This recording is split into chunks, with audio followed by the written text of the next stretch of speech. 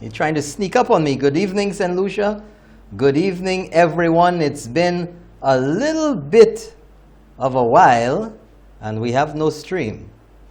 It's been a little bit of a while since I've been here, just 2 weeks or so, 2 weeks.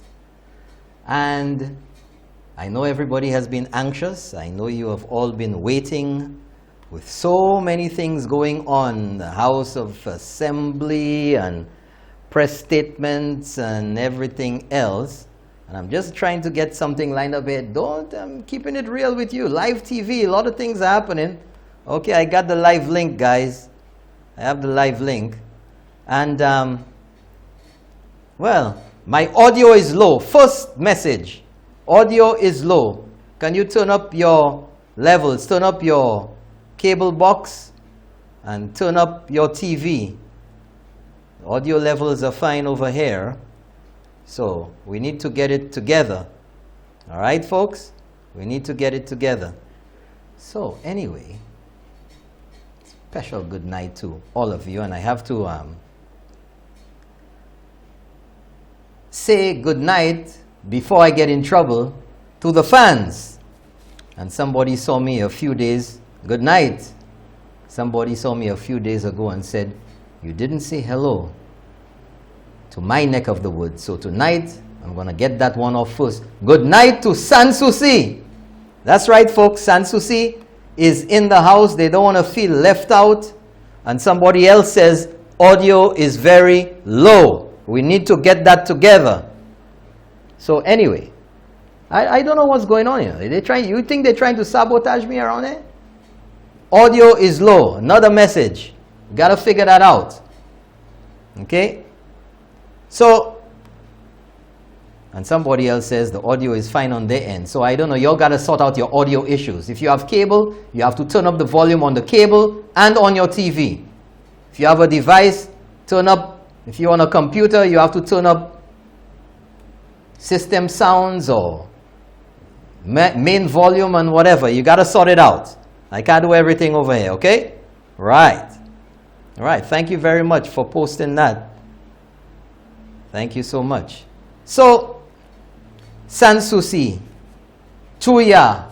Good night to you in Tuya. That's up Bois side, up north. Good night to you in Bexon, Babono. And a special, I got a call today. A special good night to the construction crew at the St. Jude Hospital site. Good night to you. Special good night to Belfort in Soufrière. You thought I would forget you tonight, but special good night to you there. Yep, that's right.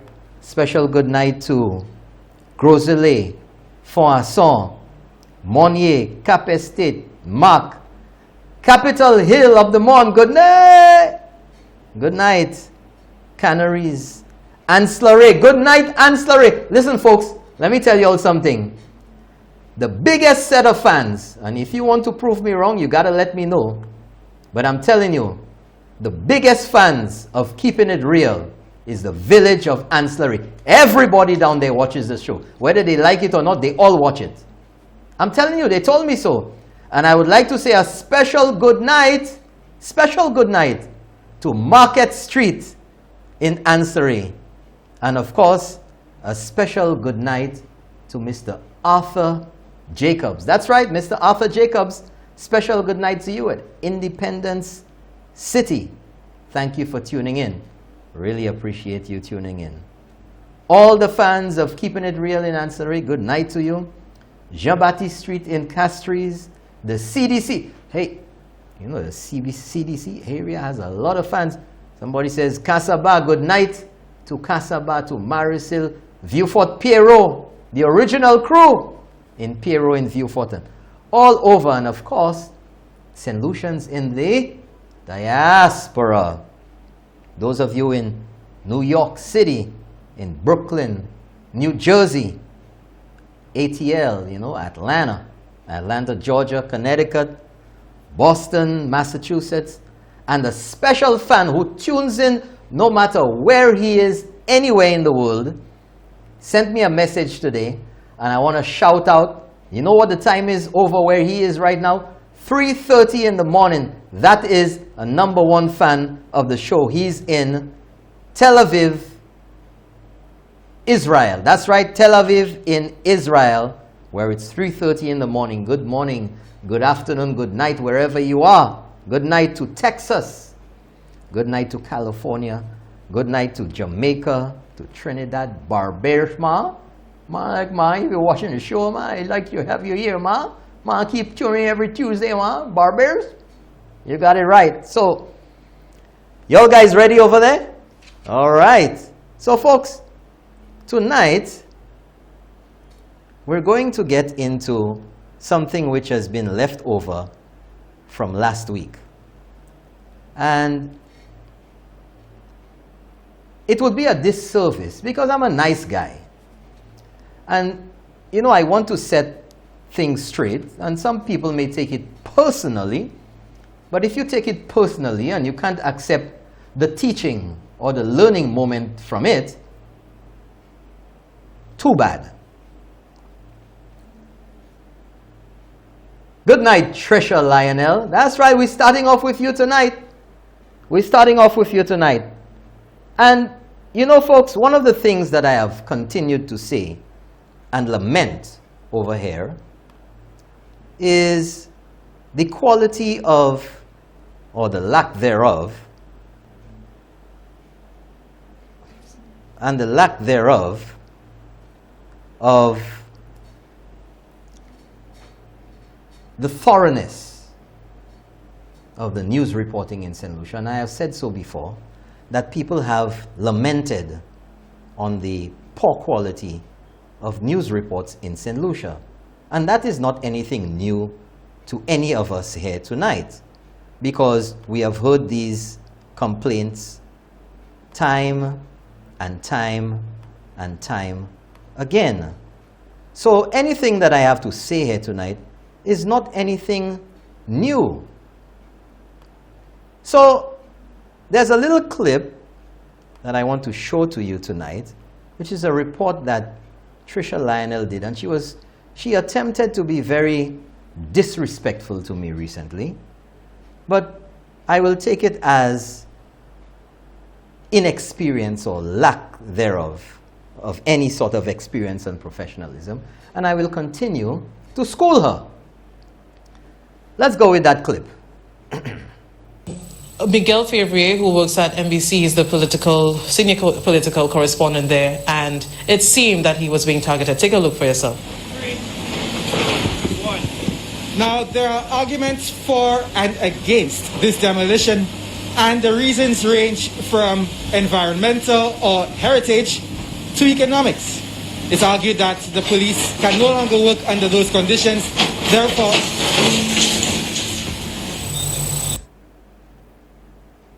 Good night to Canada, Toronto.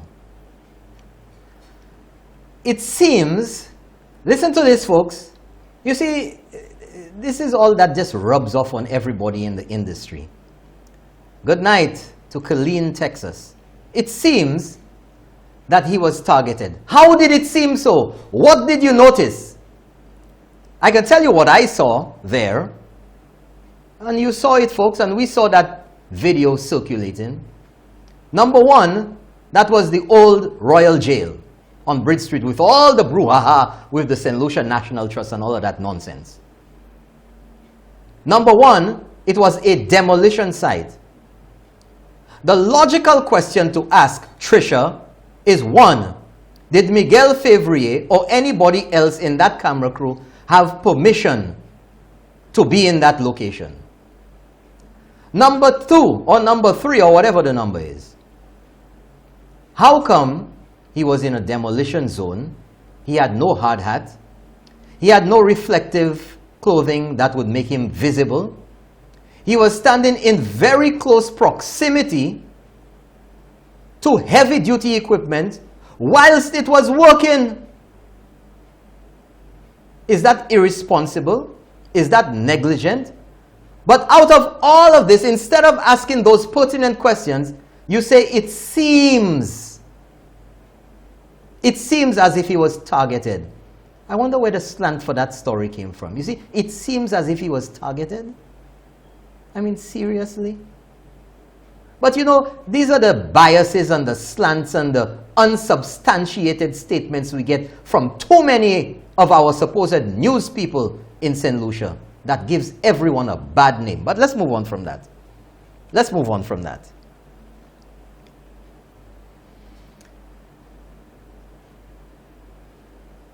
I'm disgusted today. Should I be surprised? I don't know if I can say that I am. But nevertheless, it's saddening, it's disappointing when people go out there, supposed talk show hosts or supposed journalists, and make statements, threats, whatever you want to call them, that just make you shake your head in disbelief. It just makes you wonder what certain people are thinking. And I'm referring to a live Facebook video that went on yesterday with no other than Richard Frederick. That's right, Richard Frederick, former parliamentarian, former police officer, and supposed to be a practicing attorney. And I will read, because I will not give any life to the statement and play it again, because it's despicable. But I will read to you what he said there. And you know what, folks, I don't care. You don't support one party, you don't support another one. I don't have anybody who has different views than I do, whoever they are. And you know, right here on Keeping It Real, I deal with the facts. Augusta, Georgia, good night. I present to you the evidence. I give you my analysis of the paralysis, and I give you the opportunity to examine that same evidence and to come to your own conclusions. You can agree with my analysis, or you may disagree. You can come to your own conclusion. Is that okay there? Too high? Okay. But here's what he said. Oh, please, man Chastanet, leave our country for us. Leave it for us. Well, I don't know what information he has, but the last time I checked, Allen Chastanet is a St. Lucian, and the fact is that he was elected by the people of St. Lucia, and he is our Prime Minister. But he goes on to say, remove this white man from the realms of governance in this black country of ours. Call me racist if you want, unquote. Now, to make a statement like that, you must believe that something you say in there is racist. Because once you're talking about get that black man out of my country and this white man out of our country, and from this black country, race is involved there.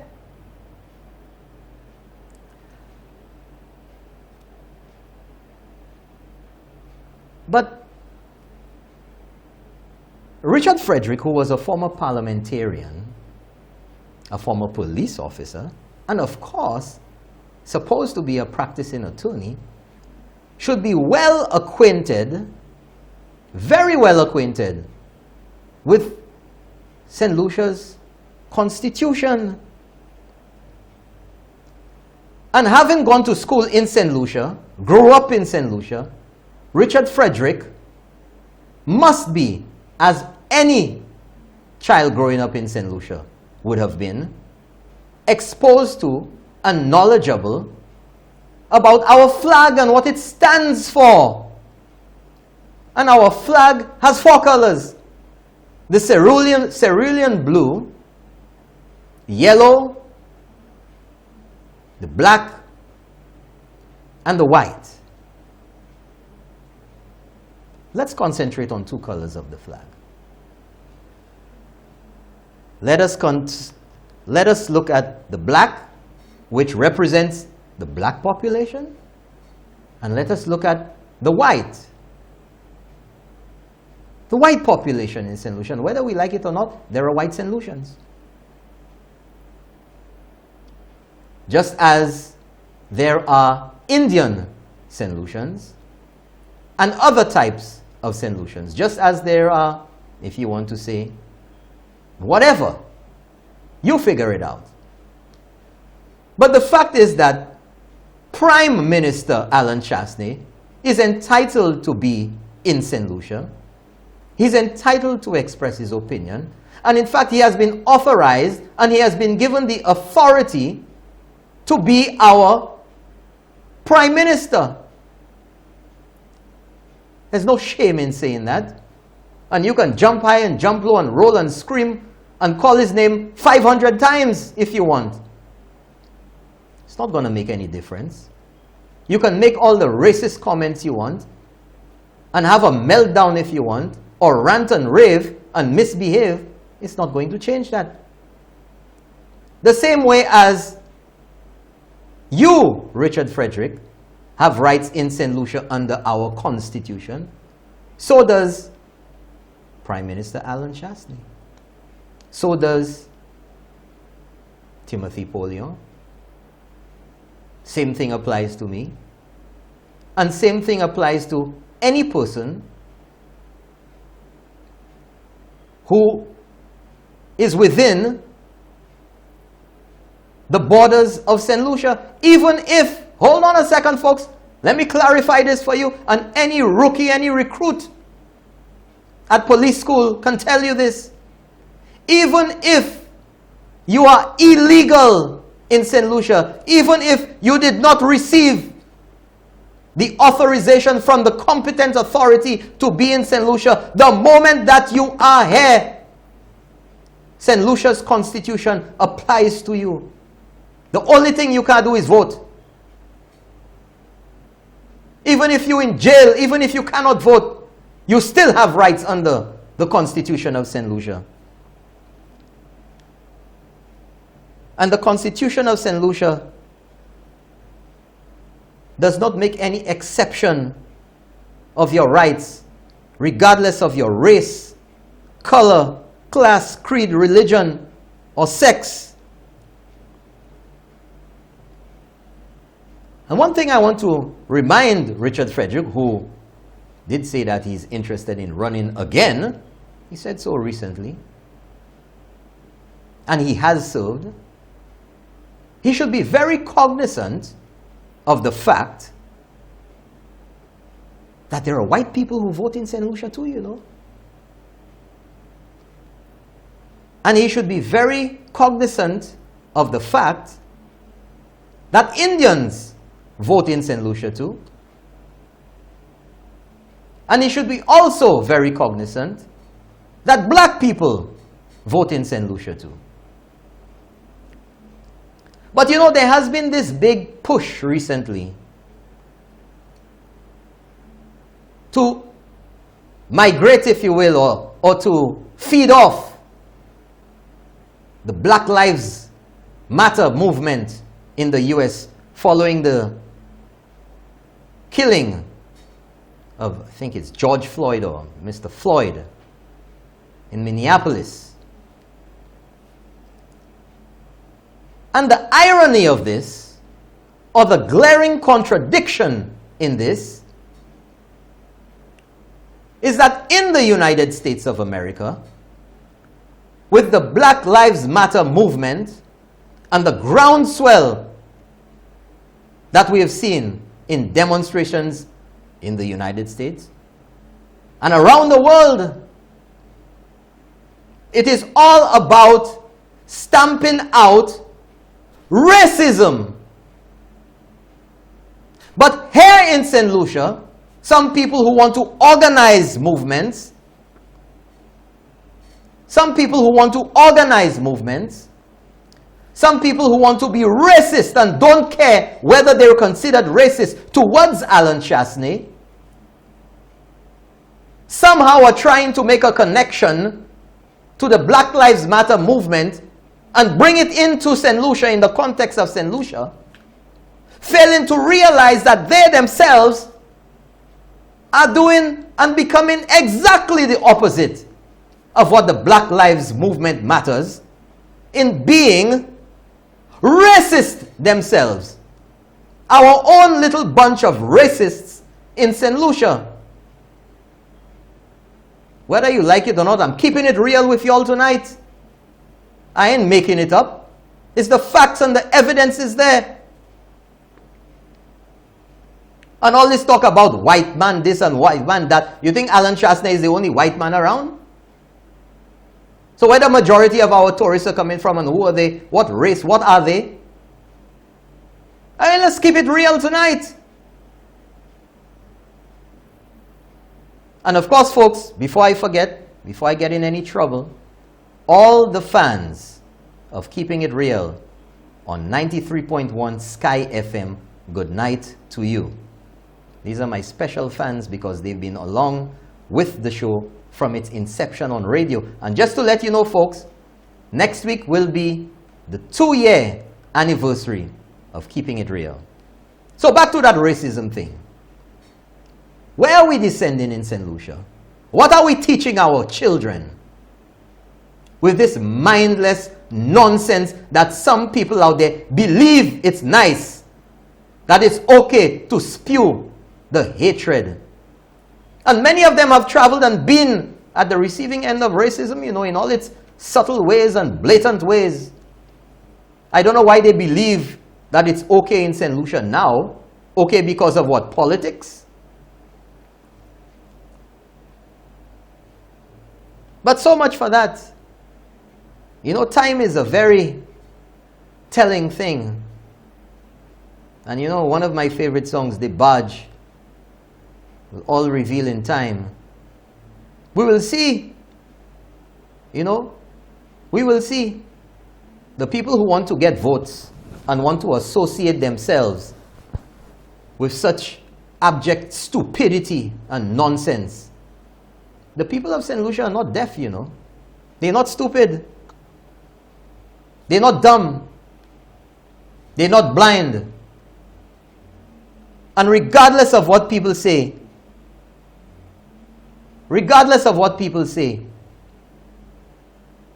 we have to all live together. And maybe some people are not paying attention, but did you realize in watching the news about this Black Lives Matter movement in the US in the past week or two, that by and large, a lot of the support, the majority of the support for black people is white people? You realize that? You realize that? So I don't know what was affecting the sensibilities, if there are any, or the reasonableness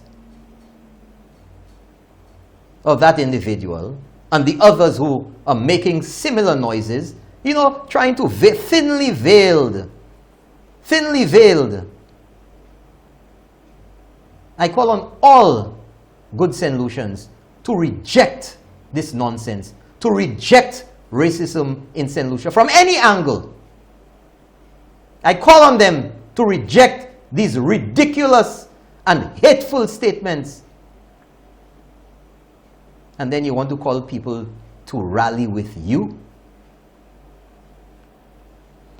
I won't be behind or supporting any such activity by anyone. And those of you who know me, those of you who've had the opportunity to meet me, whether you subscribe to the same thinking as I do, you know one darn good thing is that I don't support this nonsense. Not at all. So let's move on. This has absolutely no place in St. Lucia. None at all. People keep saying they cannot hear me. If you tell me what you're on, then maybe we can fix it. Are you watching on a over-the-air antenna? Are you watching on cable? Are you watching on the internet? Are you watching on your phone? It's like telling me I'm not feeling well. Well, what you not feeling well with? I'm a gade. Keep it real, folks. I'm not herring.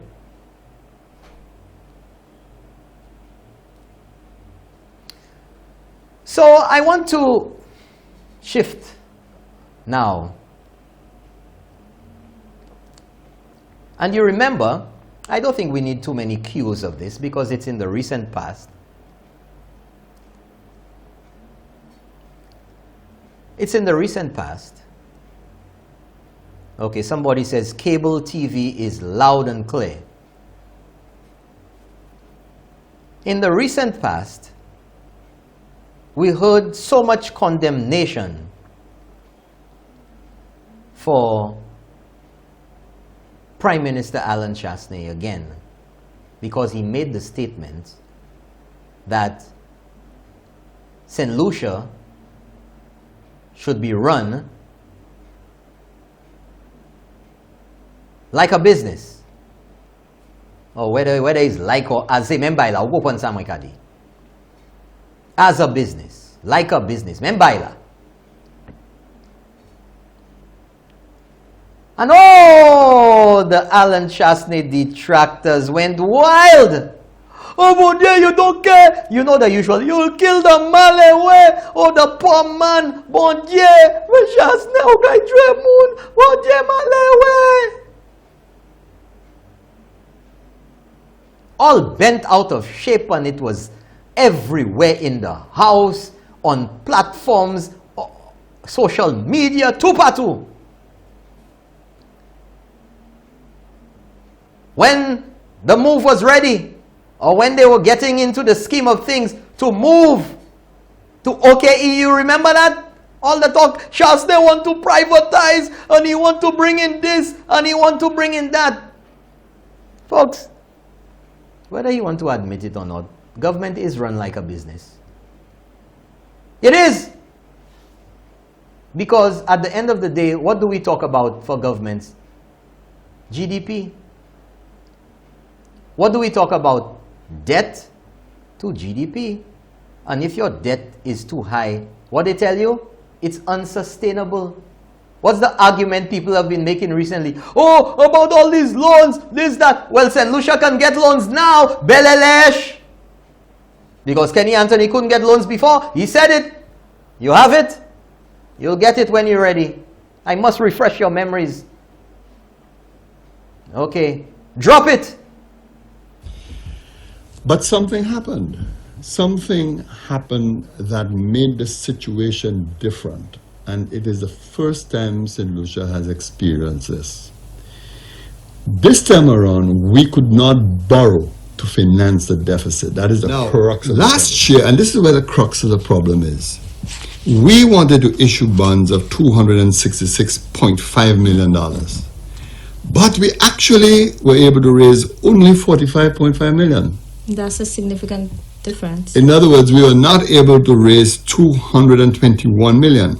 Likewise, we wanted to raise short-term loans of $38.9 million, but we were only able to raise $29.3 million. Hypocrite, all of you hypocrites, you're gonna pay the price someday. Hypocrite, stinking hypocrite, gonna pay the price someday.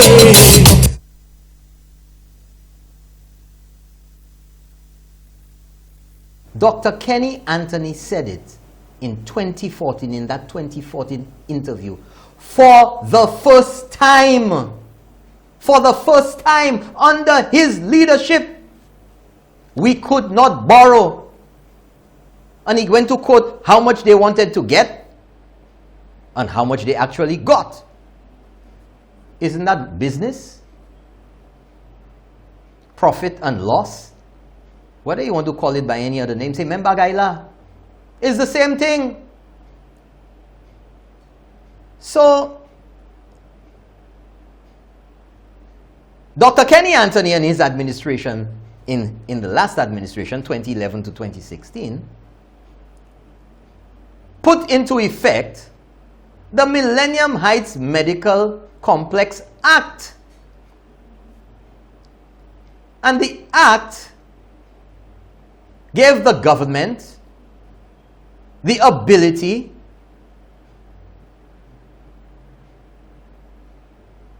to do certain things as far as management and the operations of the OKEU hospital. That was all from the previous administration. It was inherited. But when Allen Chastanet and this UWP government attempts to comply with the very law, the act that they passed, Chastanet want to privatize OKEU, and it's going to be profit driven, and people will not be able to afford. But bloody hypocrites! You put that into effect, and there's nothing that you put into effect there that prohibited or prevented that. But you called it privatization. Call it privatization as if privatization is such a bad thing.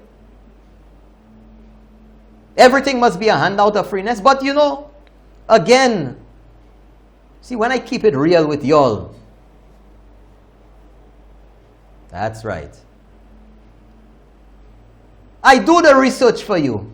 I get the information. I get the facts. And I present them. I don't just shoot off the top of my head like certain people elsewhere.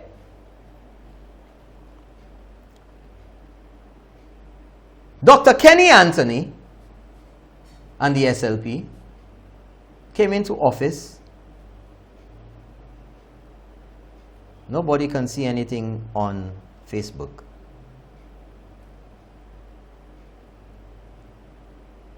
Came into office in 1997.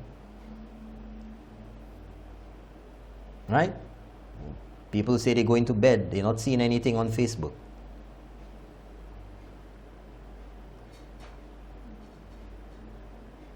If you're having a problem, you have to say where the problem is. I don't know if it's cable. I don't know if it's on Facebook. I don't know if you're watching on the website. I don't know if you're watching on the app on your phone. Can't fix a problem if you don't say what the problem is. Just saying you're not seeing it and making any difference doesn't help. So in 1998, in Dr. Kenny Anthony's budget speech, he said some very interesting, it was a very long speech, 91 pages. I don't know how these people like to talk so long. But maybe it comes with a certain set of, a certain mentality. It was 1998. Okay. 1998 budget. Because in 2008, Stephenson King and the United Workers' Party were in office.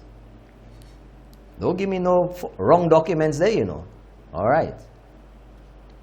So, let's go to the first page of what I want you to pay attention to. It's page 14 in the pile of pages. Let's go to page 14 of that. Now, I want you to stretch out for the 100-inch flat screens that people have. Zoom in and bring it up. Okay. Loud and clear on Facebook, somebody in Brooklyn says, okay, hold it there, hold it there, hold it there. Folks, this is Dr. Kenny Anthony's speech, his budget speech, 1998-99. Office, now he's saying here that he's going to set up an office of privatization and private sector relations. Look at the word! Office of privatization and private sector relations. Remember all the flack Allen Chastanet was getting for privatizing? Now let's read. A, to reconstruct a bridge of communication and cooperation between government and the private sector. Let's go through it slow. This entails frequent and systematic dialogue on various policy instruments, including this budget. In this regard, and as promised in the supplementary budget, it is our intention to establish a formal assembly of social partners as a further, listen to this, logical step to embrace the labor unions and other representative organizations in the process of governance. The assembly will be a permanent decision-making body with significant influence on public sector policy. Just wanted to break you in. Let's go to B. You want to scroll up? Yeah. Go to the top. Go to the top, B. Zoom in. The people want to see. Let them see. Okay, that's it. Come in again. That's right. B. To pursue government's, what's that, folks? Can you read it? Privatization agenda. Let's read it again, folks. B. To pursue government's privatization agenda. Oh my gosh.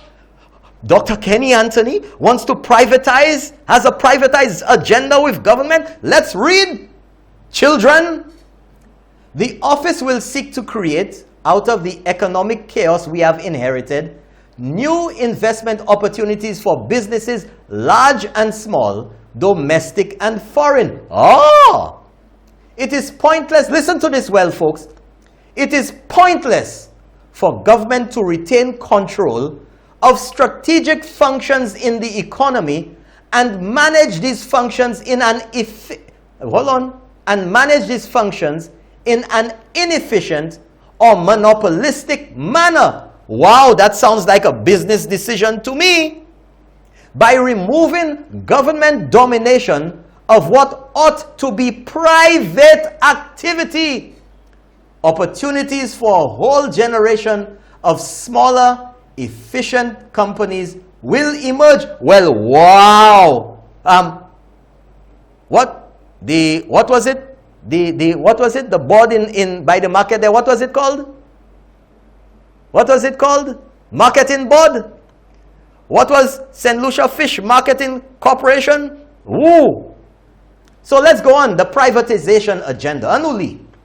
In respect of privatization, government's policy is guided by three major priorities. Privatization, folks. Privatization under Dr. Kenny Anthony. These are his plans. The first priority is for government to withdraw from areas of commercial activity in which its presence is no longer needed and which are better managed by private sector interests. Ooh, oh my gosh! The long-term objective here is to create space for new dynamic businesses to emerge and flourish. Is he saying that government is not new enough and dynamic enough? Where this proves feasible, government may divest altogether to retain a minimum equity position while passing, listen to this, while passing KISA, management, operational control, and majority ownership into more KISA efficient private hands. Wow! Listen to this. The second priority is to minimize the drain on the private purse created by KISA inefficient state-owned enterprises. Does this sound like running it like a business? Does this sound like a business decision, folks?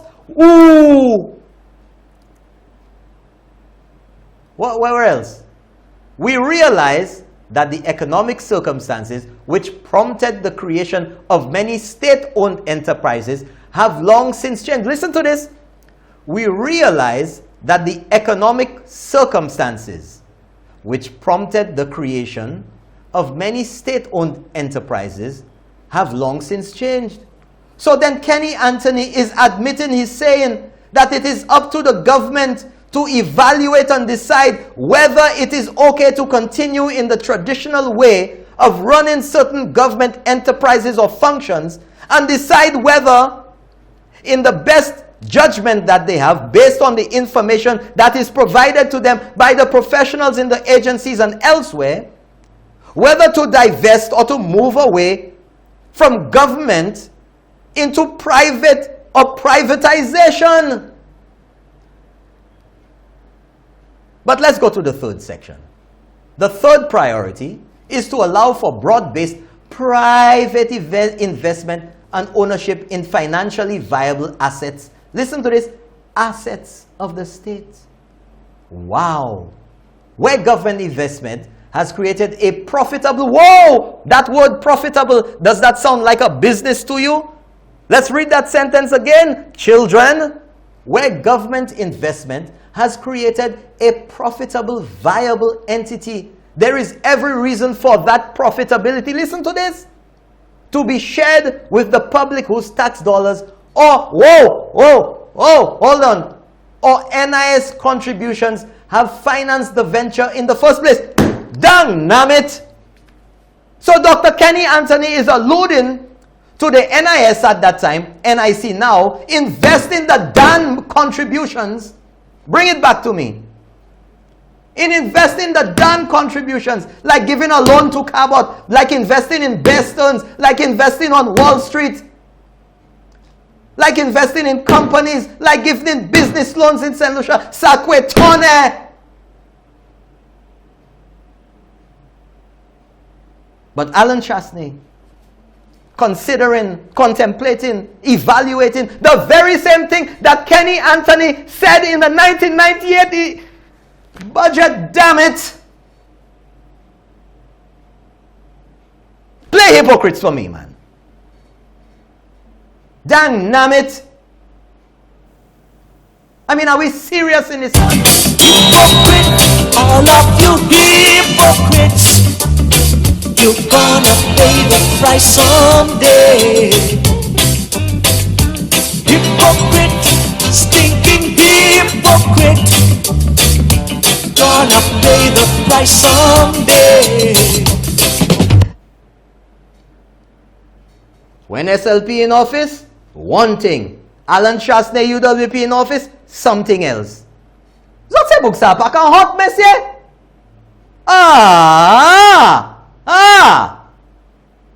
I mean, come on. Budget.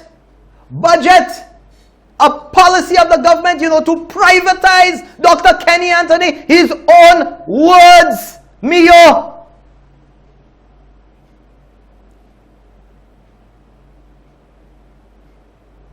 Listen to this, the last sentence.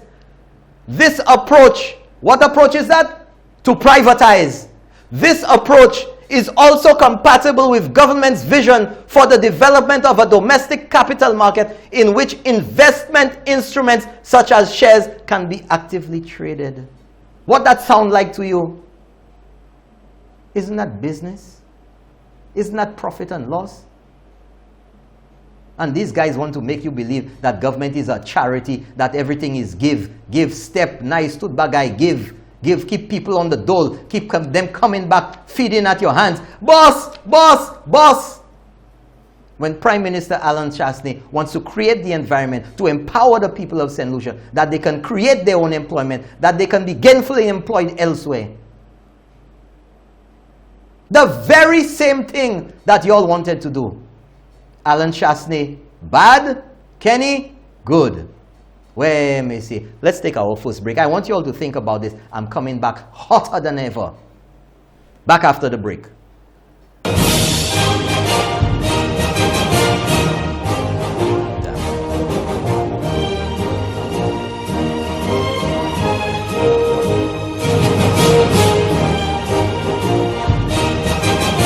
Well, welcome back, folks. Welcome back. Hope you made it quick. Whatever you had to do, get some more snacks, get some more popcorn, take a quick break, run back. If you're stuck in there, well, we're going ahead without you. Now, folks, there's been a lot of talk about state of emergency. And what really gets me ruffled is when people who know better when people who know the difference, when people who have the opportunity and the access to know better, instead prefer to feed you a bunch of BS. Now, we've all heard of this state of emergency and everything else, and we've all heard the nonsense talk about the state of emergency. And I explained it week before about the Cuban doctors, and there's a story to come out of those Cuban doctors and nurses thing, you know. But I ain't giving it to you yet. You can rest assured I'm not BSing you on that. I'll give it to you when I'm ready. Because I'll tell you something. There are some people in St. Lucia, because of politics, they're just too dirty and nasty. And the dirtiness will be exposed. Some of you too dirty. And you know who you are. You prefer to sabotage your country. Sabotage your country. Rather than see it go forward. For the interest of some people who will discard you when you ask some people about it. Ask some people elsewhere. They'll discard you like you never even existed, like an old shoe, like a vieux morceau carton. So the Emergency Powers Act, what does it allow you to do? What happens? And I explained to you all before that there are certain things that you can do only under a state of emergency. And even if some of those things can be done elsewhere, the immediacy or how quickly you can do them is sped up by giving you the authority to implement them under a state of emergency. Now, I don't know about you, but would you agree with me that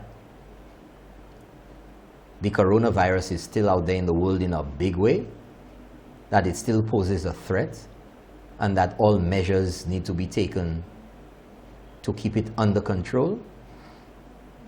Whether we have 1 case or no cases here or 500 cases? I think you will agree with me about that. And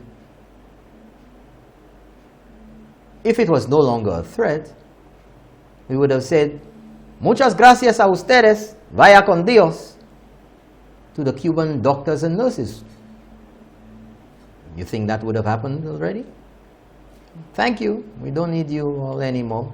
Send a nice diplomatic letter, see them off at the airport, send greetings and everything else to the Cuban ambassador here in St. Lucia to convey for onward transmission. That's what they say in diplomatic circles, you know. For onward transmission to head office or to capital. So, I was having a conversation, you know, inquiring about this because I like to get information so that I can make logical and informed statements to you. I like to keep it real. So, we have the quarantine hotels, and we have people in quarantine, and we have St. Lucians coming back. So, what happens if you suddenly have an outbreak somewhere, anywhere in St. Lucia, and you need to quarantine people? What can you do? The government just can't do anything on its own. But in a state of emergency, the government can commandeer a vehicle, premises. The government can take over a hotel, you know, under the state of emergency.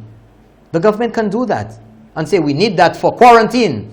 We take in that hotel, whether it's Sandals, Raffles, Key Les Laie. That can happen under the state of emergency. under the state of emergency, or under a state of emergency, or this one,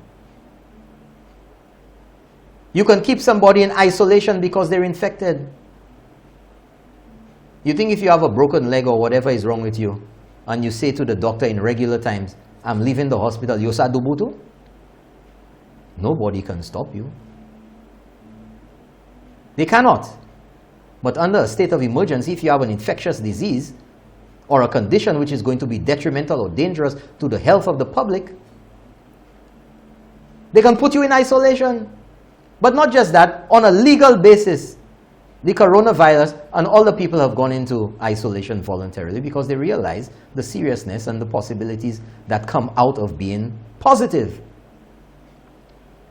So let's go to the first, you're laughing at me inside there? Oh, it better not be. See, the guy's laughing there. I didn't tell a joke. Let's go to the first slide. And it says, well, you know, I explained to you.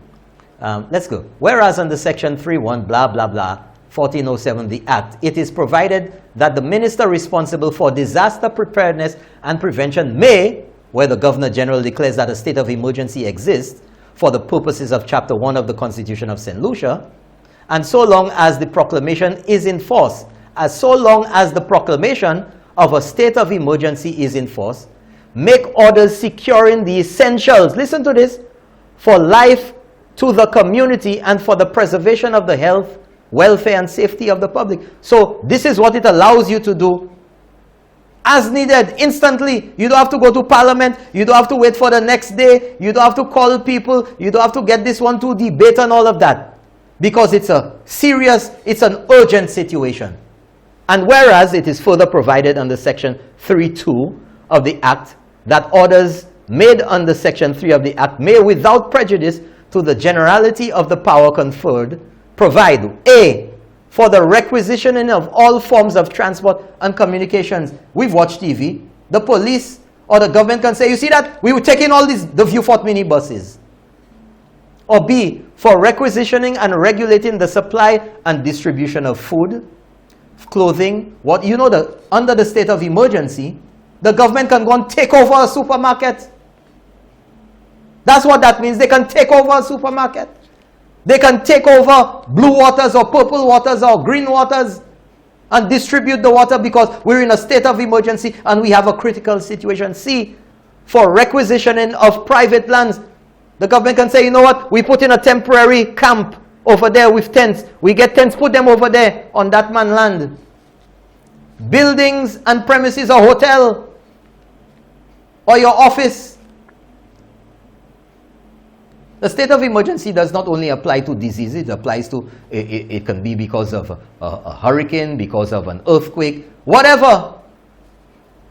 D, for conferring on any person the right of entry. They can say you can go inside there. Joblo, alela, uvela. Go and put this up over there. They don't have to come and get your permission. This is what a state of emergency authorizes the competent authority to do. For the demolition of any building or other structure deemed to be dangerous. Now, I know some of you are deja. Don't try and put the trust and the jail in that. Nothing of that have anything to do with it. Uhakonet is on.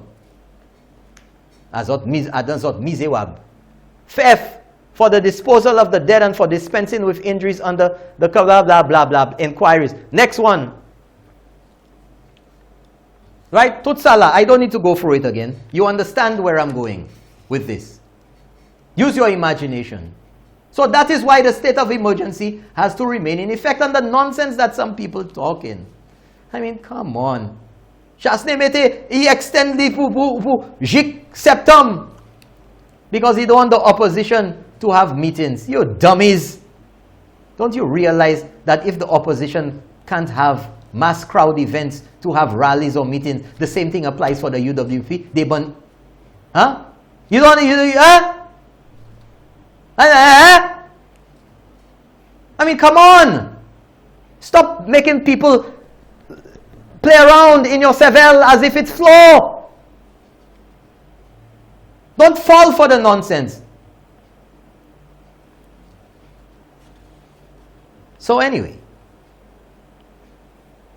We're moving on past that. AirBNB, bon Dieu! Oh, it's gonna get hot. I'm not getting technical with y'all. I'm not quoting anything in the law. I'm not talking about the bill that was withdrawn, although you know it was.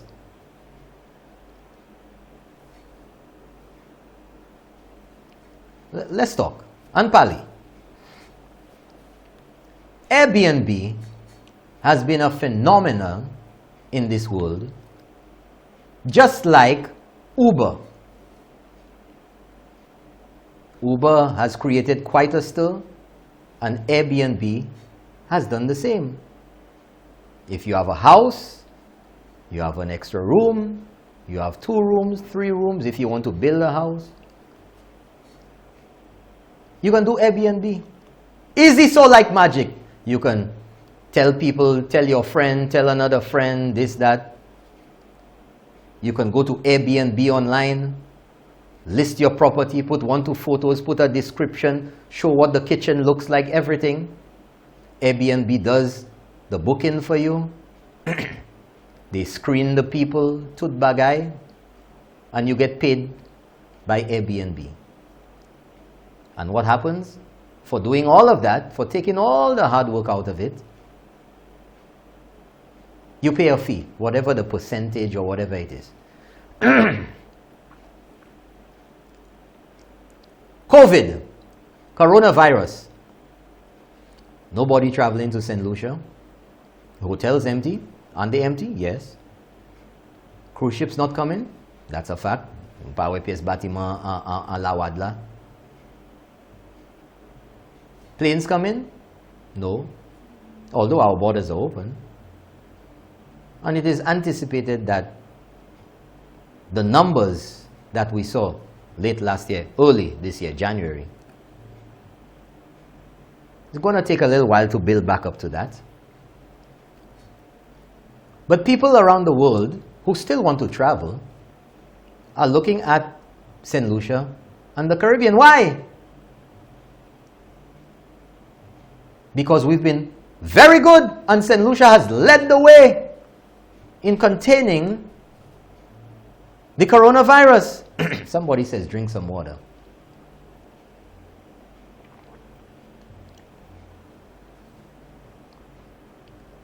So when you look at our performance in the region and you look at what's happening elsewhere, where you think people want to come?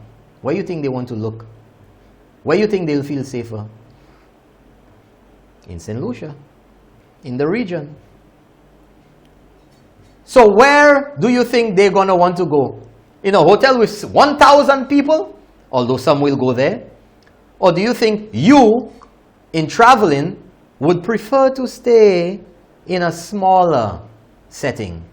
And this is what the government has recognized. This is what the trends, this is what the talk in the industry is, that people are looking more at smaller properties to go to, because in their minds the risk is lower, isn't it? You don't need to be the CMO to figure that out. Isn't it logical conclusion? Isn't it something that you would prefer to do? If you had the opportunity to go to, let's just say, New York, would you want to go to a 10,000 room hotel or a 6-room Airbnb? It's logical. So in realizing that, the government wants to establish a certain standard. Because if the economy is to come back, we have to be consistent. Does that make sense to you? I'm taking it step by step with you. Isn't it also sensible that we have witnessed in the past crimes and other untoward situations where St. Lucia, where our tourism ministry is exceedingly or extremely concerned about negative press, about reports in what? Travel Kisaiye? I don't remember what it is now. Right? Travelocity or whatever Kisa Masa. It's late. where people can easily go and give you a bad review that is seen by thousands, tens of thousands, millions of people all around the world?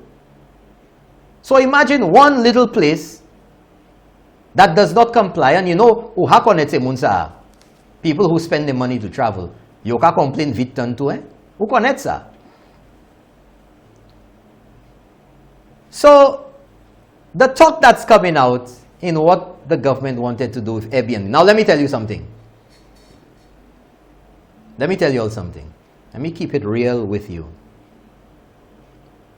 When I heard the brouhaha, and I had my discussions with people who know the intention behind the legislation and what was written did not quite reflect. Now, I'll leave that for other people to talk about. I'll leave it to be amended. But it's not the end of the world. It's easy to see. And the fact is that the government listened to the criticism. But the talk people talk, oh, the government tried to sneak it by in the wee hours of the morning and in parliament. Stop talking nonsense. The government didn't try to sneak anything by, because everybody had the opportunity to stay in the house to represent the people who elected you. And the fact is that days before, you received your notes. You received the papers for Parliament. And the fact is also that it was on live TV. The fact is also it was on social media. The fact is the proceedings in the House are still available today for anybody to go back and see exactly what transpired. So talking nonsense, oh, they tried to pass it at 1 o'clock in the morning, Beatties. Beatties. But you see again, folks, you see again, it's one set of rules when they're in office, another set of rules when they're out. Who started this thing of moving bills through all their stages in one sitting of the House? Who started it? I'm not telling you. Tell me. Go and do your homework. But all of a sudden now, it's the worst thing. Worst thing. You know, that's the hypocrisy that really gets me, you know. As if the sky is falling, the world is coming to an end. Try to make you believe what does not exist in reality. Even up to today, tonight, now, you can go online and see exactly what transpired. So who tried to sneak anything through? But unlike certain people, the government listened. And when they had their look, they realized that things were not quite aligned. Isn't the end of the world? St. Lucia die? Isn't this what you want government to do? To listen to you? And to make the decisions on your behalf? So why you complain now? The process worked. So anyway, you know this thing about, oh, AirBNB, Malay way, oh, the poor man, you tell me a little man, he have a house, he build, stop! He have a little house, he build a little room downstairs to make some extra, they ban papi show.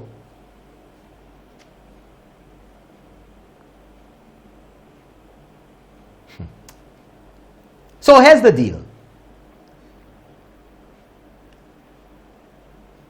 The AirBNB industry in St. Lucia, for you to qualify for concessions, you must have 6 and more rooms. So the little Malay way you're talking about, and the small man you're talking about, has no concessions. If you have 1 room down there, you ain't making no money. He is not a big boy in the AirBNB business. Travel advisory, somebody, thank you, one of the sites. Travel advisories. What the government intended to do, and the incentive there, was for you to register. You can register for free, you know. You know that, right? In order to get a certain level of training, in order to get a certain level of St. Lucian ambience, or St. Lucian defined, the government would offer training, they would offer accounting, they would offer a booking system or whatever, because they want to get things together. Now, listen to the tactic there to get you into that. Because you want things to be more controlled. Because with the small Airbnb properties, you are what is going to be driving St. Lucia's tourism now. So there must be a certain standard to things. Is anything wrong with that? Nothing wrong with that. All cars have round wheels. That's a standard. All cars have chairs or seats. That's a standard.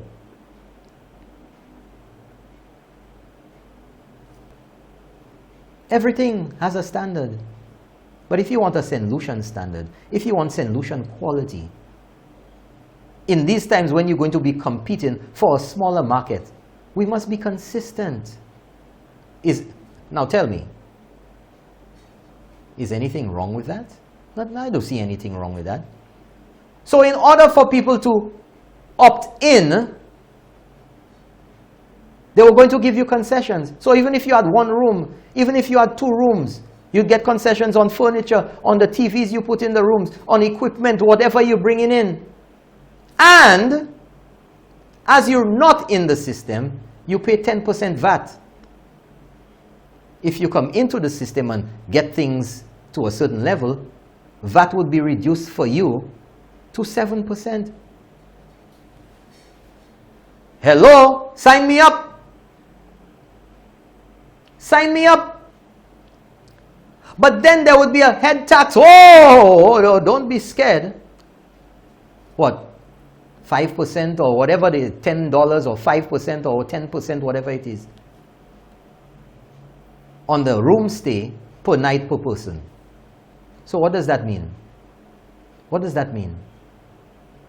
Just like the airport development tax. The hotel is not paying it. The airline is not paying it. It's the passenger who pays it. So where you would be going to a hotel and pay what? $250 US a night? $200? $185? You go to an Airbnb, how much you paying? $100? $125? $75?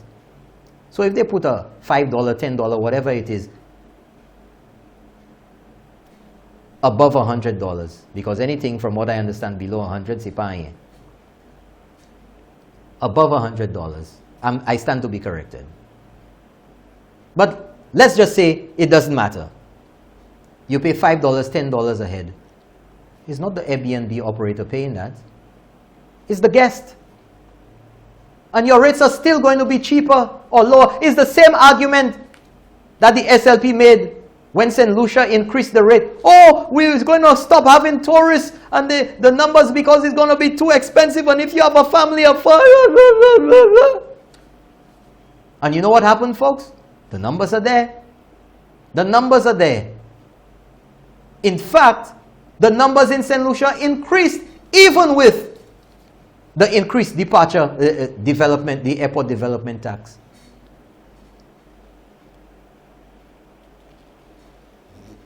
So it's just a lot of doom and gloom being pushed by people with their agenda. That's all it is. And the government is going to fix this and come back better than before for the Airbnb sector.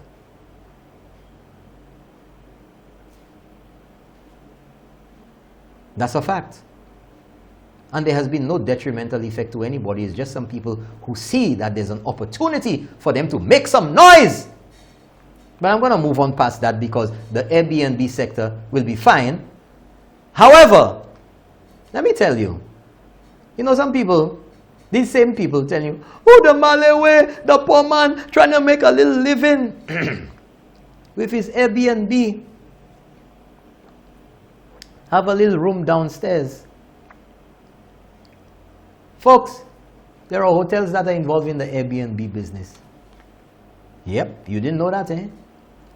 There are expats who have properties in St. Lucia at Cap Estate in Bonte, on the Mon Kikote Yoye. That ain't no little, not any little one room downstairs of a house. So if you want to talk about Malay way and the small man, all of these people benefiting from it too.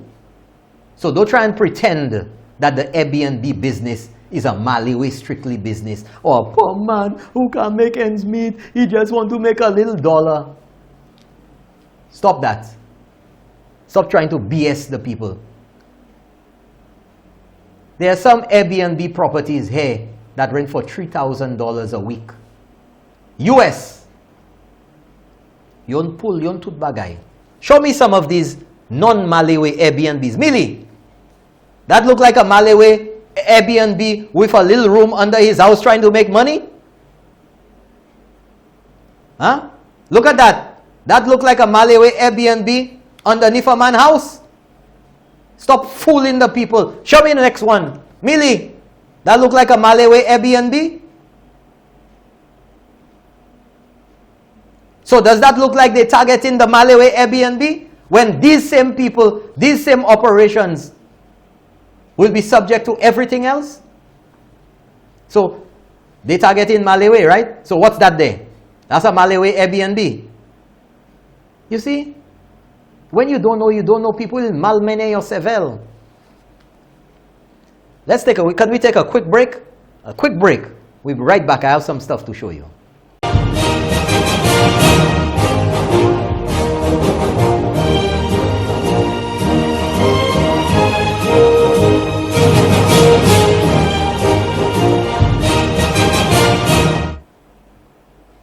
Well, welcome back, folks. Welcome back. Chebon. That's right. Chebon. You know, I'm very disappointed in some people. And I know the strategy of the opposition, the St. Lucia Labour Party, is clearly doom and gloom. I cannot say one thing that this government has implemented, has proposed, has discussed, has offered, that the opposition agreed with carte blanche or immediately. Everything is the worst case scenario. The sky is falling, the roof is falling, bon Dieu, la Vierge, this, that, everything wrong. I mean, seriously? Nothing? So, we have a piece of legislation that was brought. And let me tell you all something. You all know me, ma pe monusav. You have to bring it out. You have to set people straight. And you have to give them the right information, because they've been fed the wrong information. They've been fed misleading information deliberately.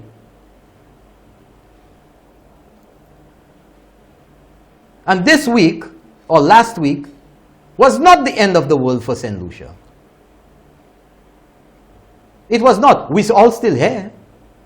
But you know, again, everything you hear, everything. Mon Dieu, the Maliwe, the poor man, monsieur, pas jab Maliwe, c'est ici, monsieur. Everything is a Maliwe excuse. Everything is a poor man excuse. Well, if that's the case, then we won't do anything in St. Lucia. We won't have any standards. A man have to make a bread. That means he can go in the corner there by your building and dump something. Make a dump. Have a dump.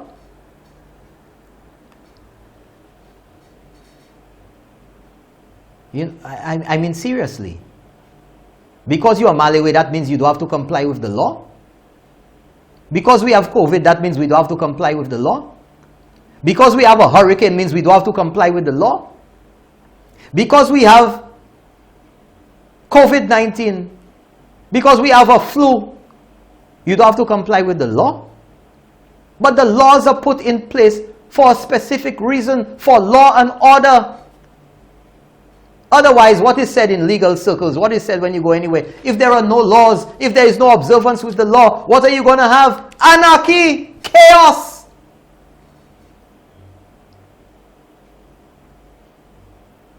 The Constitution of St. Lucia is the law of the land. The criminal code is the law of the land.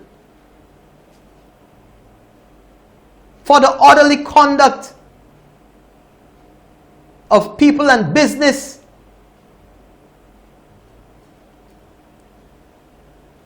So we're talking about share bon and all of that. I mean, you know, folks, I'll keep it real with you. What I would like to say on the show, I cannot say on TV.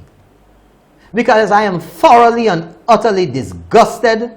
I am ashamed. I am appalled. I am enragé at the lies that have been put out there. And the very people you would expect to be more circumspect, the very people you would expect to want to get the evidence and prove to themselves are the ones that are gullible and falling for the nonsense. You think any government want to prevent people from earning a living? I mean, seriously. You think this government wants to prevent people from making a living, from sending their children to school? I mean, sit down, slow. Let's slow down a little bit. Drink some water too. Let's slow down a little bit. You think Allen Chastanet wants to prevent people from paying their bills? I mean, seriously. Seriously, come on. I don't care if you Labour, if you UWP, if you whatever party, whatever one that have a website and you don't know who the people are behind it, they have no name, they have a private registration, tout kalte bagay. If you dare with them, if you dare on the other side, if you dare with this one that in the yachting industry, this one that shouting there, this one that there, this one that training in the morning to lose weight, all of them. I mean, do you really believe? Let's be honest. People have their mapui, they say their things, they want to get by politically because they believe that, you know, if this one get in next time, they go get a little thing. Yeah. Let's be real. You really believe Allen Chastanet don't want somebody to make, what, a few dollars? You really believe that? You don't need to tell me, you don't need to tell anybody. You really believe that? Ou really quoi ça, ces moun-là? Chastanet pa vle ou acheter un petit chopin. What does he get from it? But I do know, and I will reveal to you tonight, what the law says, and what the law has said since 1978. St. Lucia Criminal Code, and as amended in 2005. And who was in office in 2005 and had the opportunity to look through the laws of St. Lucia, the St. Lucia Criminal Code?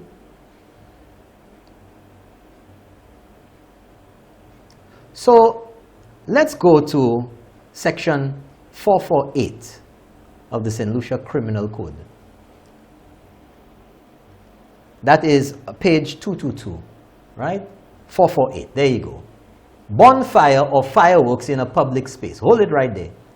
A person who, now this is from 1978, and before, but a person who in any public place makes any bonfire or sets fire to or throws when lighted any fireworks in any city or town without lawful and necessary reason, the proof of which lies on the accused, that means you have to prove if you have the permission, discharges, throws, or sets fire to any fireworks in any house, building, yard, or place, or allows any such act to be done, so if you're the owner of the property and you allow people to do it, you're responsible, is liable on summary conviction to a fine of $1,000.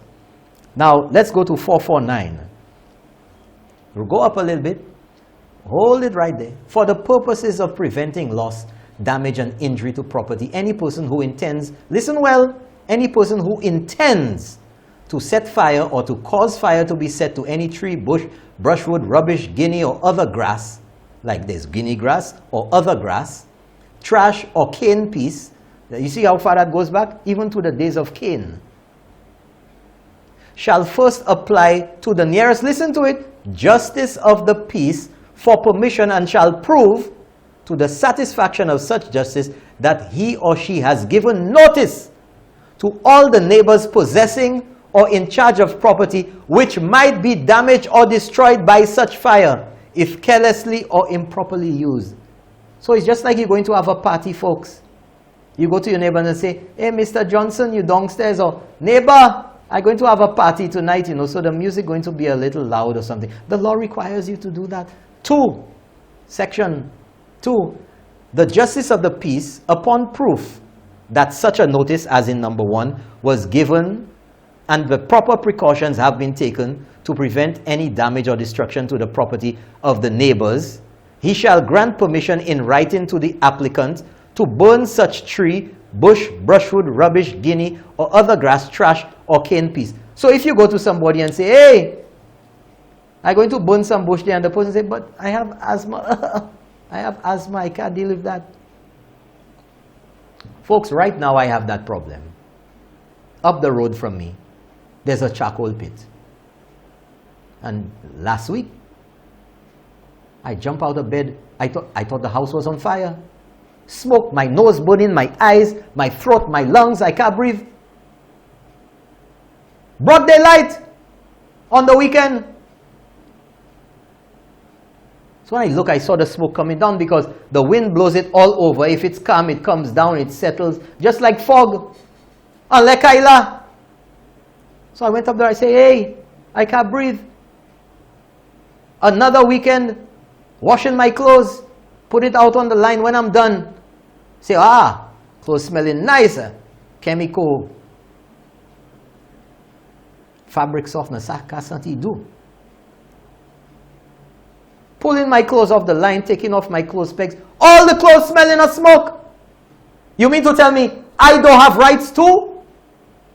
You mean to tell me the mother, the single mother or the father or anybody who has an elderly person in the house with emphysema, or you have a little child, a little kid who has asthma, these people don't have rights too? And when all of this broke out, somebody called me and said, Norbert, oh my God, my family has been at odds for decades with a woodworking place next door to them. 7 o'clock in the morning, bandsaws, circular saws, coupe bois, noise, dust. What they call it? Sawdust. And when they vanishing, they spraying, they vanishing, all inside your house, you have to run outside. The smell of those chemicals so strong when they stain in the wood. You tell me these people don't have rights to? But you have a right to make charbon. And somebody I saw online today say, oh, well, my father or my mother paid for us to go to school by you selling charbon. Nobody's saying that's not good. 20, 30 years ago, the charcoal pit, wherever it is, nobody was living there. Now you have 100, 200 houses around. What? You telling me that your rights supersede my rights? But just like you have freedom of speech, you have freedom of speech,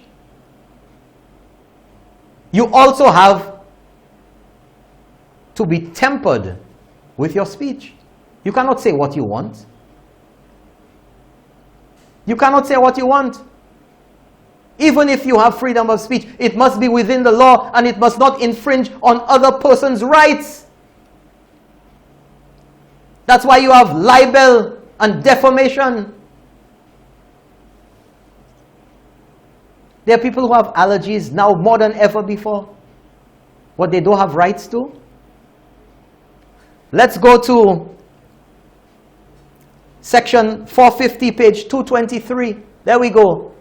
Burning land within 2 miles of a town or settlement. I'm sure you can figure out why this is necessary.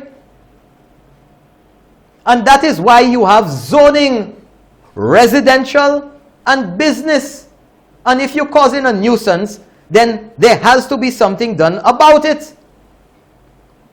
A person who, A, without notice given and permission first obtained under section 449 as we saw before, at any time sets fire or causes fire to be set to any tree, bush, brushwood, rubbish, guinea, or other grass, trash, or cane piece for the purpose of clearing it, couper, brûler, or for any other purpose whereby any damage or injury is caused to the property of another person. B, at any time within 2 miles of any city or town or village or settlement sets fire or causes fire to be set without having given notice and first obtaining permission, is liable on summary conviction to a fine of $1,000. Let's go still, section 480, page 223. There we go. Notice to abate nuisance due to animal, plant, or thing. Folks, you can have a chicken farm, and this refers to that sort of thing. Or you can have pigs, but it cannot be in a residential area, messieurs. It cannot be in a residential area. I mean, come on. Anybody wants to stop you from making a living? Some years ago, yeah, that's right. I remember. Some years ago, remember that big battle, that big brouhaha down in Vieux-Fort? What's the name of that place in Vieux-Fort where that thing was? That chicken coop, that chicken farm? Auger. Talk to me there. Auger. Auger, right? Auger. It was on, I remember. I wasn't even in St. Lucia, and I remember the big brouhaha that it was. The school had to close. Teachers said they were getting headaches. Children who had all lung kind of issues because of what, kisa, pupul or feathers, little dust particles, and foul doo-doo. The smell that was downwind from the chicken farm. Even where it was causing problems. You tell me, all the hundreds of school children that day and the teachers, they don't have any rights because a man have to make a bread. You tell me something cannot be done to rectify that situation? That is only the man that have to make a bread that is important, is only the man who has to make a bread that has a right in St. Lucia? Huh? Somebody told me this afternoon about a situation where a man in some neighborhood, I don't remember where they said, had pigs in a residential area, a whole lot of pigs in a pack. You know how we say it, in a pack. And they were stinking up the place. You know how that thing smelled. And the man refused, and is back and forth until the health department had him move it. And you know, he was so wicked, he moved the pigs, but he left the shit there. So the people still had to contend with that smell for months until it faded away. But you get the idea. There are professions, even spraying cars. People need to make a living, that's true. But we have to move, because these same people will go to New York or they'll go to Canada, and they cannot do that in a residential area. The neighbor will call the police, and the police will be there in quick time and shut you down. We know that. So why St. Lucia can't move with the times? Because of COVID, that means your rights are better than mine or more than mine? We have to move forward. And this is for the protection of the people of St. Lucia. This is not to take money from you. I want you to tell me who has more rights. The person affected with asthma, the person in their home who spent or took a mortgage of hundreds of thousands of dollars to be in the comfort of their own home, who's affected by charcoal smoke or spray or anything, notwithstanding the fact that these people need to make a living too. But abo diabo fes, messieurs, come on. Next one, 481, page 234. Notice to abate. Where? 481. You don't have 481? Okay, is it at lower down? Okay, let's pass that. Okay, that's fine. 482, page 235. Okay, proceedings and order penalty. If any notice given on the section is not complied with, that means if they come to you and tell you, hey, you got to do something about the chickens, you got to do something about that. This is in the law, folks, 1978. 1978. Let's go to 482. Nuisance from noxious or offensive business. A person who without lawful authority or excuse, the proof of which lies in him, so carries on any noxious, same thing I talking about, varnish, dye, spray. When they talk about animal thing or whatever, leather or whatever, they use dyes on those things. The smell is very strong. It's the same principle. It's the same principle, folks. Let us be honest. If you have your grandmother or your girlfriend or whoever it is. Now, let's go to 484, page 236. You know, it's the same thing. We have these people, the darlings of climate change and the darlings of environmental protection. How many times we've heard calls, let me mention his name, Andre Paul, what makes me mad? Let me mention him. Over the years that we've had talk shows proliferating in St. Lucia, we've heard calls of people complaining of these things forever. Forever. Want to talk about the environment? Want to talk about a mangrove swamp? Well, what about the mechanics who don't dispose of waste oil properly and pour it into the drain or into the ground behind wherever they're doing the car service, by the road or wherever? Is there any proper collection of that oil? It seeps into the groundwater.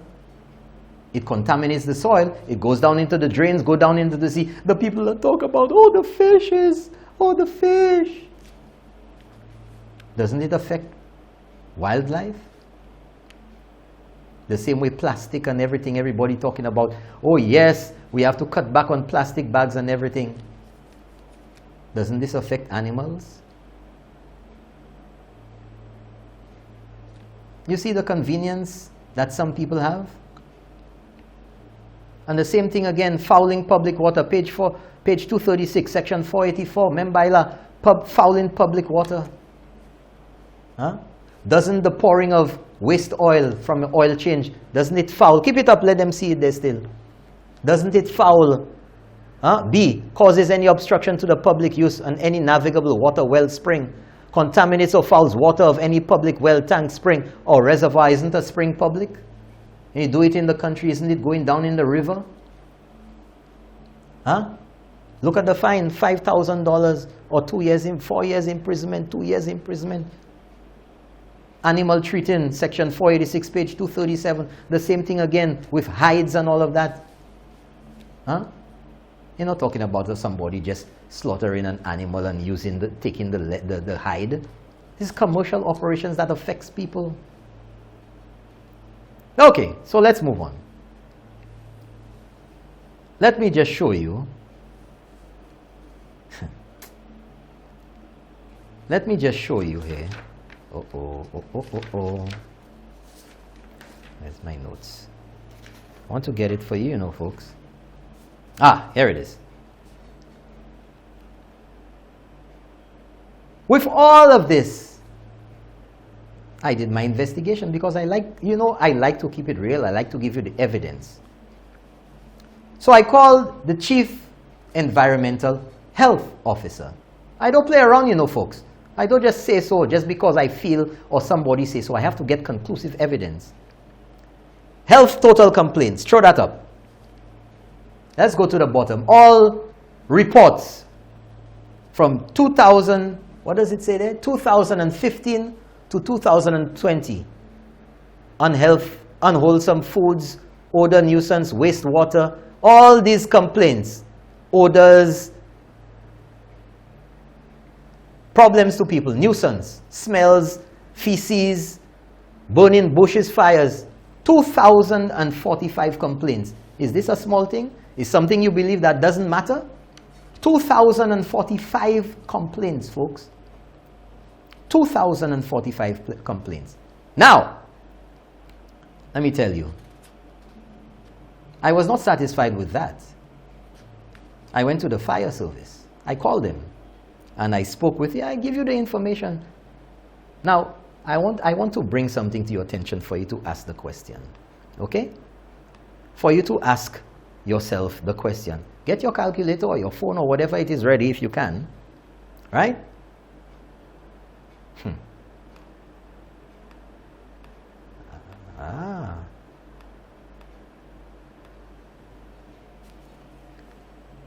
Have you heard in any of the reporting about this? In any of the reporting about this, on any of the stations, that any one of them did any investigation other than repeating what the SLP said, or this one said, and what the government said, or what happened in the house? Nothing! Nobody went. Well, I must be honest with you. I did ask. And I was told that the only, gotta be real, gotta be honest, the only news house or newspaper it was actually that inquired about those statistics was the star. That's right. I asked, because I said, but this information is available. Did anybody in the media call you? They said, only the star. Only the star.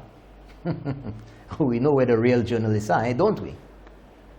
Not the political actors, chief political consultant and all kind of nonsense, chief political reporter or whatever it is.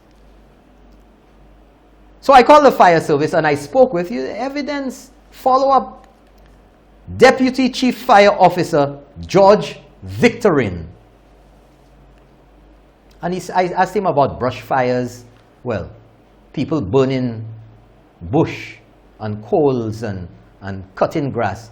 And he said usually the peak time for those happenings is in the dry season because there's less underbrush, the trees and the grass are drier, it's easier to cut, and that's when they get the majority of their reports from people who are affected. Listen to this. I said, but so when is the dry period? Because I need to know. I don't jump to any conclusion. He said, well, January to about now, June, end of May. And then we know the hurricane season starts and it gets greener, we get rain and everything. So I said to him, how many reports do you have? He said, a lot. I said, I don't know what a lot is. I need to, report on what this is. And he says, on average, so first of all, January to June is 6 months, right? January, February, March, April, May. Let's 5, 6. Let's just make it 6 and keep it clean. He says on average, the fire service receives and responds to island-wide 20 calls a day of people complaining of other people burning bush. You tell me these people don't have rights? You tell me they're not entitled to live in comfort at their home? 20 calls a day. So 6 months multiply 6, which is 180 days by 20. I came up with 3,600 calls. 3,600 calls related from January to June relating to charcoal pits and burning bush, burning grass, people cutting down trees and burning. What about the rights of these people? I say enough on that already because I don't think my Keeping It Real crew are stupid. A lot of people have been talking about NIC and NIC paying and this, that. Put the graphic up for them to see. NIC claims paid thus far. You have that? The big blue one. There we go. Total number of paid claims to now, 9,816. That's about half, I think. They said something like 15, 17, 18,000 people had applied. Total amount paid out in claims so far, 8.09 million, right? And the average amount paid per claim, $824. Okay? Now, a lot of people talk about, put the number up. We're going to take some calls. A lot of people talk about Allen Chastanet and he don't care. Allen Chastanet has vision. He's doing things for the future of St. Lucia. Example, look at the old bridge in Soufrière. Remember, those of you who can remember, one-lane bridge. How many fights and how many traffic jams have we had because somebody believed that they were on the bridge first and they're not backing up?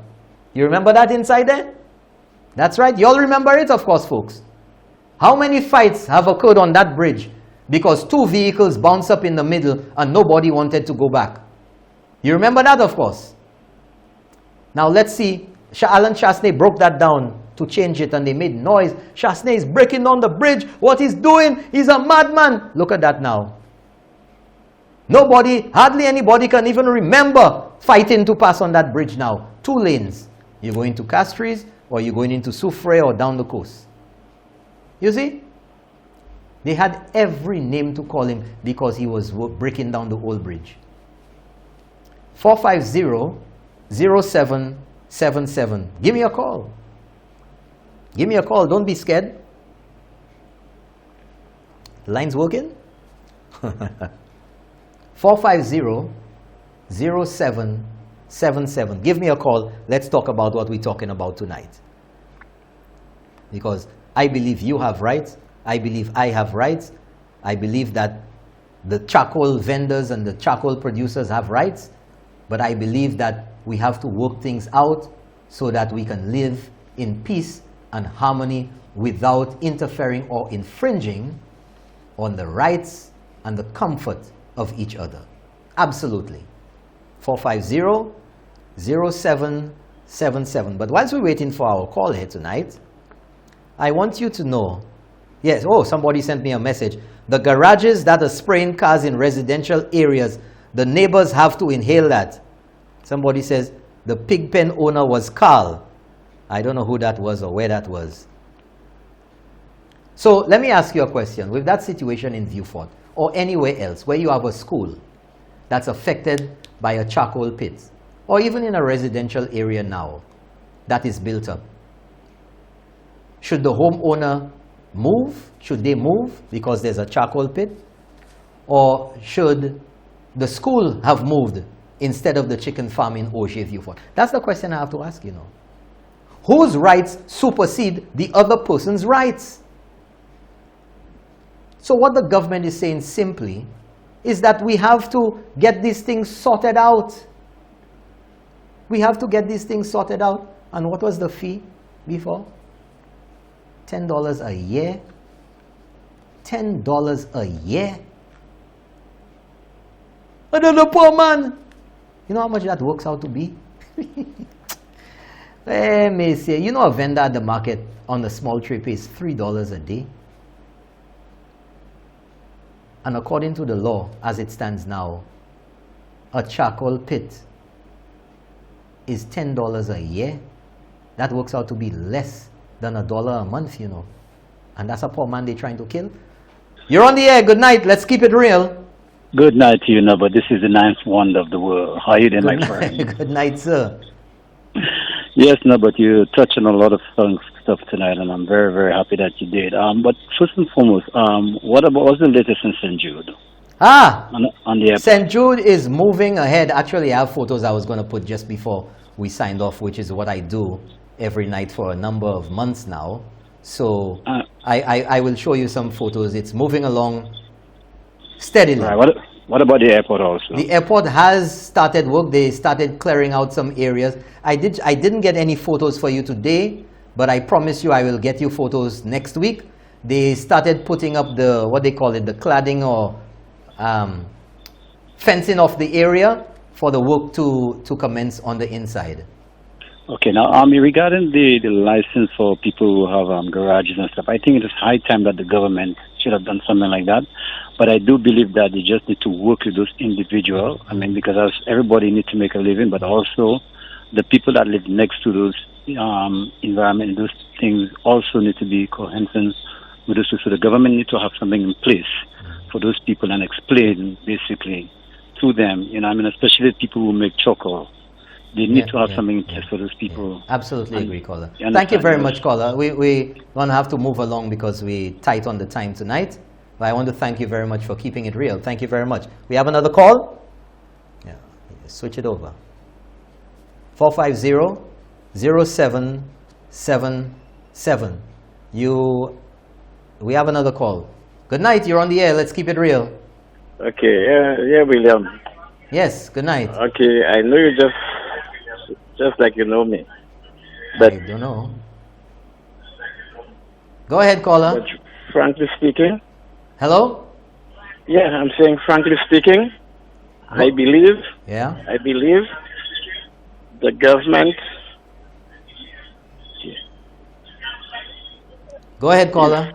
I believe the timing is just not right, because no matter what people tell you, because all governments want to be re-elected, you know, and from all indications, elections is around the corner, and I'm saying the timing for all those stuff you've mentioned, whilst I agree, you know, whilst I agree or whilst I support, but then if we're talking about on the political point of view, I think the timing is wrong to come out with all those stuff Like I said, especially if you're hoping to be re-elected, because while I'm in politics, that's how it is. Okay, thank you very much, Thank caller. you. Yes. We gotta go. I appreciate you calling. We're tight on time. Thank you very much. Look forward to you calling again.